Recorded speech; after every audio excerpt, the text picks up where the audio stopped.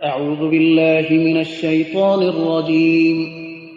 پناه میبرم به خداوند از شیطانی رانده شده. بسم الله الرحمن الرحیم. به نام خداوند بی اندازه مهربان نهایت باره. لإيلاف قريش إيلافهم رحلة الشتاء والصيف. به سبب انس قریش، انس ایشان به سفر زمستانی و تابستانی.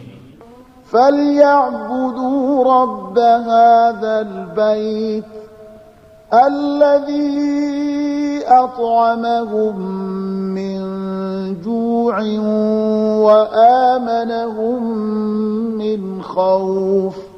پس باید پروردگار این خانه را بپرستند، ذاتی که ایشان را در گرسنگی طعام داد و در برابر ترس ایمن ساخت. صدق الله العظیم. خداوند راستگوی بزرگ است.